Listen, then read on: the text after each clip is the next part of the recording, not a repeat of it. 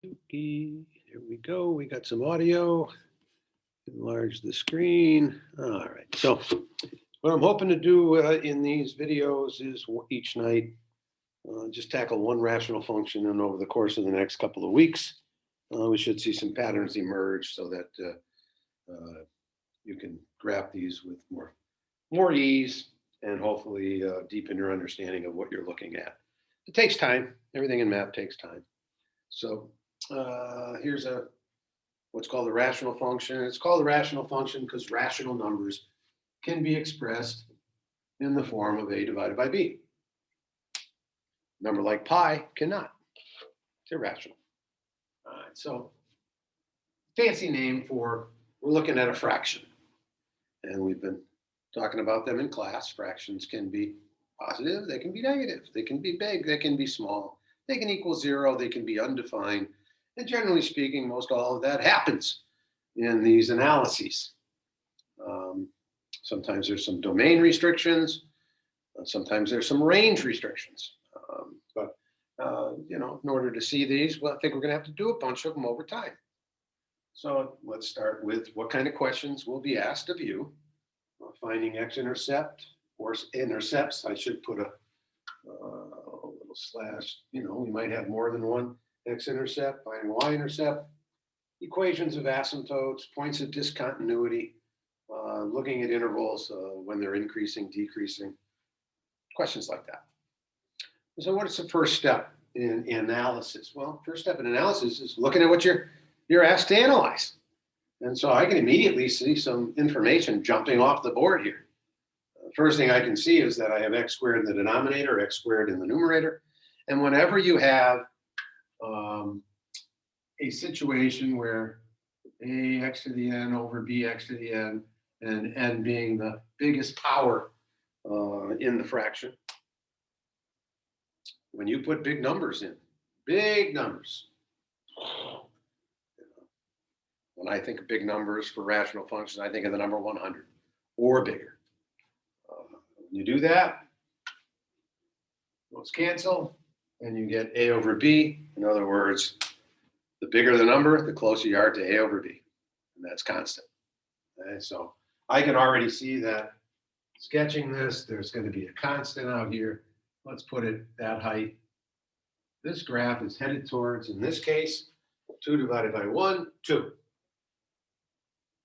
I didn't do any work, I just looked at it. What else can you see? Well, I can see very easily if you put a 0 in. And you should be pausing the video and trying these out yourself. But we already started this one, so I'm just going to keep talking. So you put a 0 in, you get a 1.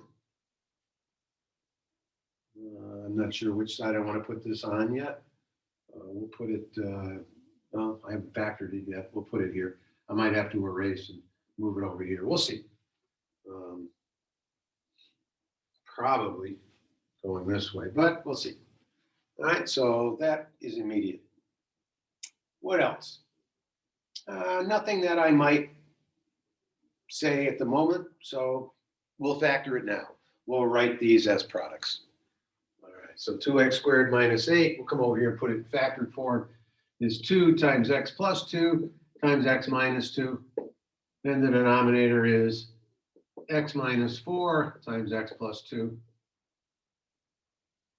And that translates into a domain restriction of x cannot equal 4 or negative 2.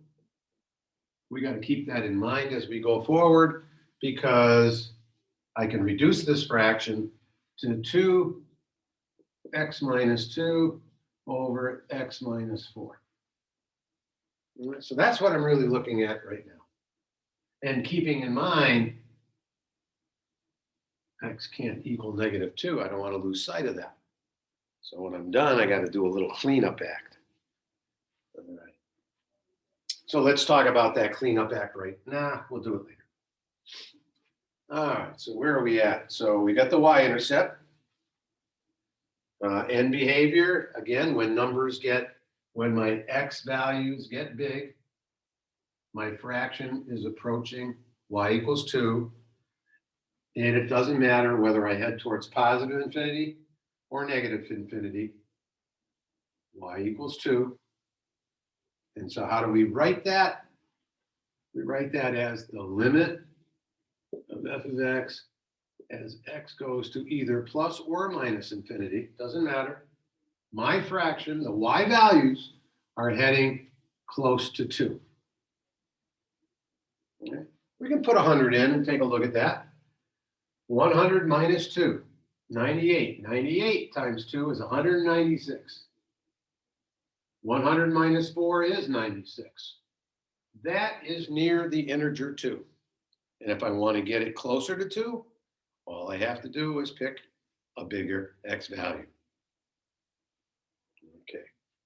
So when you see the word or this command lim, you want your brain to say, ooh, I'm looking for a pattern on the y side of the table. As my numbers, as my y side of the table goes to infinity, so 100, 1,000, 10,000. As I move in this direction, my x's are heading to infinity. What's going on over here? Well, sometimes you have to plug numbers in to find out. With some experience, you don't. We're trying to get that experience. Okay, and hopefully doing this right now gave you a little of something called experience. You've done it once. You do it twice, you do it 3 times. The more times you do it, the more times you learn about anything in life. Okay. So what's next? Well, now that we have this written in multiplicative form, so I'm going to write f of x just so I can have it a little more handy here. 2 parentheses x minus 2 over x minus 4. X-intercept, yes, 2, 0. So I'm going to revise what I said a little while ago. This is going to go this way, but well, it's close enough, 2, 0. Okay, so that's my x-intercept. We got the y-intercept. Equations of asymptotes. Well, we got one right now. One of them is y equals 2.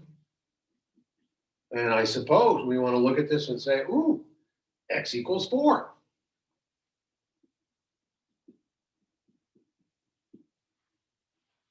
Okay, so what does that mean? Well, that means I can't use the number 4, but when I pick numbers close to 4, for instance, 3.99 or 4.01, those are numbers pretty close to this undefined situation. Well, what's happening?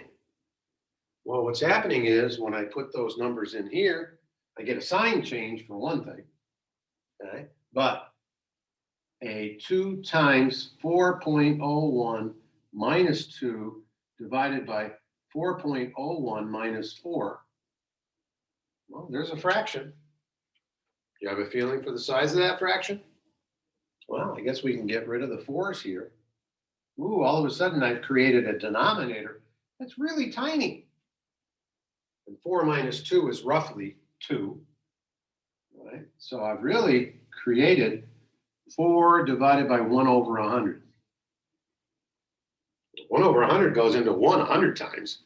So I guess 1 over 100 goes into 4 400 times. Sure seems like I've got something really big there. And I know I'm heading to 2. Looks like a little inverse variation. Little inverse variation. I'm heading to 2, constant 2. Not the greatest drawing, so let me clean it up. Okay, so let's clean it up. Right, we're going to head towards y equals 2.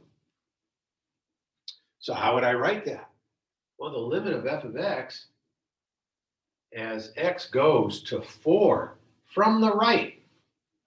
Okay, that plus sign means that I'm creating a table and I'm looking at 4.5, 4.4, 4.01, 4.001. What the heck is going on? I'm getting bigger and bigger y values because every time I throw in another decimal, that just got 10 times bigger. That just got 10 times bigger. And I can keep doing that as I move towards the number 4, my y values. What happens here? Well, I think we can kind of already see the trend, right? As I come in from the left, right? As left and right. Numbers don't know left and right. As my numbers are smaller than 4, but getting closer and closer to 4, what is happening to the size of this fraction? Well, let's go back to this over here. I think when we start putting in numbers like 3.99, I hope we can see we get a sign change. We get a negative, very small denominator, which means that my fraction is getting more negative, bigger negative numbers. I don't want to call that a smaller number, bigger negatives. That's what's happening. But as I move away from local behavior, gets me closer to 2x squared over x squared, which is 2. So that's the general trend here. And then we got to go back to what? Ooh, can't use negative 2. So that's positive 2. Here's negative 2. And I have a coordinate that's missing in the table.